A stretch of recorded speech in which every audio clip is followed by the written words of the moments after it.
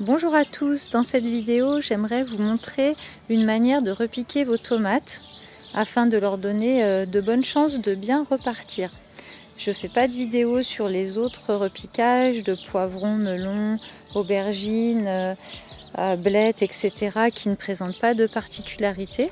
Mais les tomates, il y a 2 ou 3 petites choses à savoir pour les aider à bien repartir.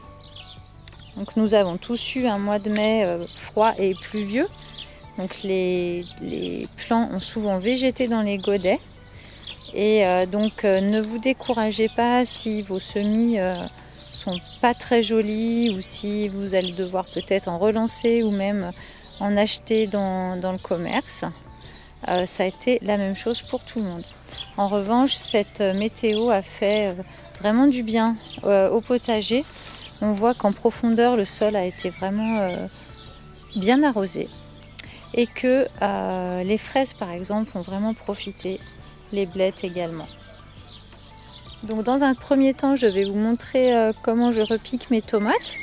Il n'y a pas de vérité, hein, c'est juste une manière de faire que je vous partage. Après, chacun a ses méthodes. Et chacun fait son expérience. Et puis pour ceux qui le souhaitent, dans un second temps, je ferai un tout petit tour du potager pour montrer un petit peu l'évolution par rapport aux vidéos précédentes, pour ceux que ça intéresse. Voilà, donc là, je vais venir repiquer ce plant. Vous voyez, il n'est pas très joli, mais voilà, je vais quand même l'utiliser. C'est une tomate Roma. Donc tout simplement, vous venez faire votre trou. Alors là je vais faire un trou vraiment profond. Vous voyez, la terre est vraiment super mouillée et c'est plein de vers de terre.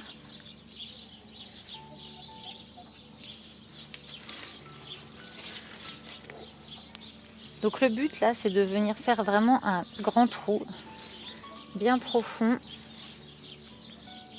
J'essaye de ne pas abîmer les vers de terre. Comme je vous avais montré dans une vidéo précédente, je vais mettre un petit peu de consoude. Donc je froisse la consoude. Je vais le mettre au fond du trou et je remets un peu de terre dessus. Alors je ne le faisais pas quand mes plantons étaient petits et que j'avais beaucoup de terre au fond du godet. Mais là, les racines se sont bien développées.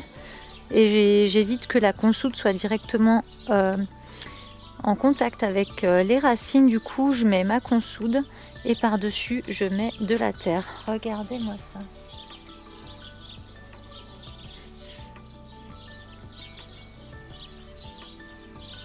Ah, je suis trop contente d'avoir autant de vers et surtout, j'en ai des très gros là, ceux qui font le trajet vertical. Donc voilà, mon plan.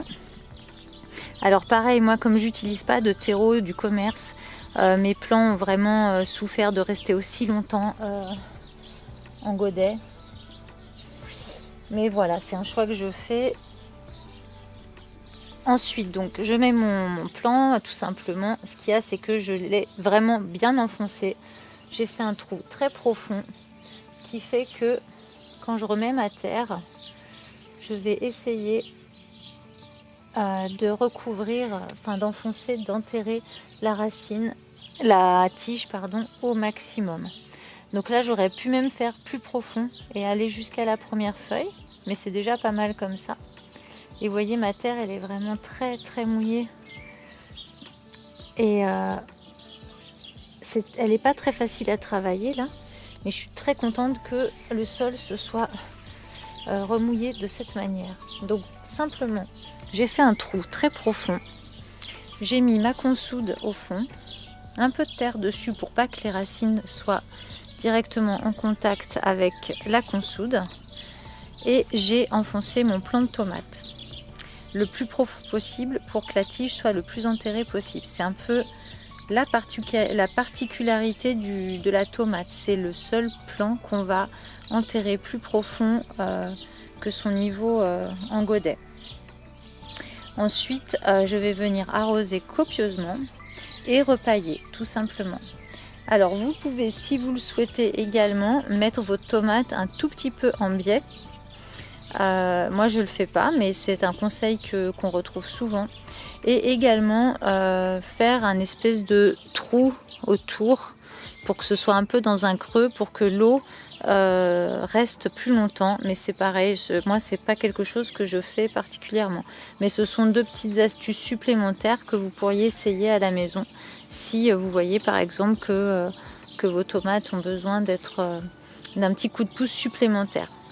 Mais déjà, si vous vous contentez de les enfoncer profondément et de les enterrer afin que toute la partie de la tige où il y a les petits poils, tout ça va refaire des racines, et bien déjà vous leur donnerez un sacré coup de pouce au redémarrage.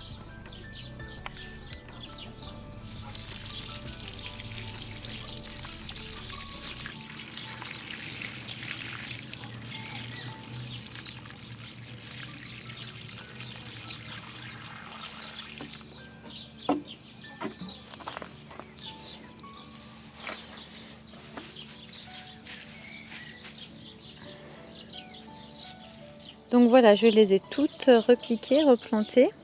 Et au milieu, là, ce qu'on voit, c'est une courgette que je laisse pour l'instant sous une cagette. Et là, on est, pour ceux qui reconnaissent, on est sous le tipi en fait. Les ficelles vont me servir après de tuteur aux tomates. Alors simplement, ce que je vais faire là, c'est venir associer un peu de basilic. Apparemment qui repousserait les insectes et qui protégerait un petit peu les tomates, à savoir que la menthe fait aussi le job, les œillets d'Inde, enfin il y a tout un tas d'associations que vous pouvez faire. Comme les concombres que j'avais fait en godet et qui ont végété, que j'ai repiqué en serre après, sont très très petits, j'en ai remis quelques-uns que j'avais fait beaucoup plus tardivement, mais là du coup je les ai mis tout petits en pleine terre pour voir ce que ça donne, parce que la saison est un peu compliquée quand même cette année. Donc à suivre pour les petits concombres qui sont passés de tout petits godets à la pleine terre. Donc voilà, une fois que j'ai mis le basilic, ici du basilic pourpre, il y a du thail et du petit basilic également. Donc j'en ai pas mis partout, de toute façon j'ai aussi un peu de menthe qui vient pousser à côté. Et puis si la courgette ici se plaît, elle va prendre énormément de place.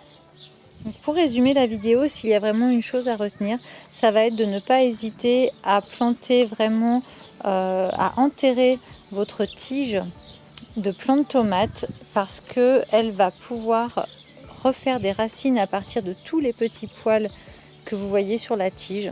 Et c'est un des seuls plants que l'on peut vraiment enterrer au moment du repiquage. Et si vous le plantez normalement, il n'y aura aucun souci, hein, mais ça donne vraiment un coup de pouce, car les racines vont être plus costauds et mieux développées si vous le mettez vraiment profondément dans la terre. Et pour ceux qui ont suivi un peu les vidéos précédentes, je vous fais un mini tour du jardin. Donc avec ici de nouvelles fraises. On peut voir que j'ai laissé à certains endroits la menthe se développer de manière spontanée. J'ai repiqué ici les patates douces qui sont assez peu développées. Et encore une fois, cette année a été un peu particulière. Donc après voilà, estragon, la camomille qui était dans la serre qui a très bien vécu le repiquage. Ici c'est une ancienne fraiseraie donc, qui a bien profité elle de toute cette pluie et cette fraîcheur. Ici, il me reste encore quelques blettes que je ne vais pas tarder à enlever. Et puis, j'ai du chou cal qui est monté en graines. Je vais essayer de récupérer les graines. Et comme ça prend beaucoup de place, je l'ai simplement attaché à des tuteurs pour pouvoir quand même cultiver en dessous. Sous les cagettes, il y a des courgettes. Alors, je les mets sous cagettes parce que je les ai repiquées hier, que les nuits sont encore un petit peu fraîches et surtout qu'en journée, en revanche, il y a vraiment beaucoup de soleil. Et comme elles viennent d'être repiquées, je les protège à la fois du soleil et à la fois du froid en fait, grâce aux cagettes. Ça marche vraiment très bien, je vous conseille de le faire. Ici, des petites tomates repiquées hier avec le même principe qu'on soude au fond du pot. Et juste voilà, si vous repiquez vos tomates avec des tuteurs, là j'ai pas de tipi donc j'ai mis tout de suite des tuteurs. Je vous conseille également de le faire au moment du repiquage. C'est beaucoup plus facile d'enfoncer vos tuteurs en même temps que vous repiquez vos tomates plutôt que de les repiquer et puis de mettre les tuteurs plus tard. Là, ils s'enfoncent vraiment facilement. Donc vous voyez, elles sont pas très développées. Bon, après, je les ai énormément enterrées, donc on voit que la partie haute du plant. Mais cette année, encore une fois, a été un peu compliquée. Ils sont restés très longtemps dans les godets. Alors ici, j'ai un petit méli-mélo de oseille, ciboulette, fraise, de la mâche qui monte en graines, de la sarriette, du persil qui monte en graines. Ici, on aura des tournesols. Je vous montre ça parce qu'on va les voir évoluer dans la saison. Ici, j'ai de la coriandre qui est en train de monter en graines. L'ail des ours derrière qui fait des fleurs. La consoude que j'ai largement... je me suis vraiment servi dedans pour faire mes repiquages. Donc, il ne reste plus grand-chose. Un céleri branche. Ici, en fait, c'est des baies de goji. Ce petit arbuste que je laisse surtout pour me faire de l'ombre. Donc après, vous avez romarin, laurier. Le gros chou que j'avais... enlevé de la serre, et franchement, il va bien. Il a eu du mal à redémarrer, mais il va bien. La mélisse, de l'origan. Après, j'ai fait toute une série de tomates. Ça, c'était hier. Avec une courgette ici au milieu. Là, j'ai enlevé la cagette juste pour vous montrer. À la taille, en fait, au moment auquel je les ai repiquées. Donc, elles sont toutes à peu près comme ça. C'est juste différentes variétés. J'ai laissé, je ne sais pas si vous vous souvenez, mais il y avait, je pense que c'est de l'ail. Donc, je l'ai laissé. Le petit pois aussi qui se balade quelque part là-bas.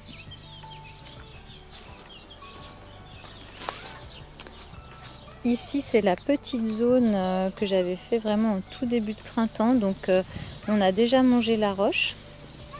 Alors, c'est bon, mais c'est quand même pas aussi bon que les épinards à mon goût. Mais à refaire. Et puis voilà, tout le monde se porte bien, tout le monde se développe.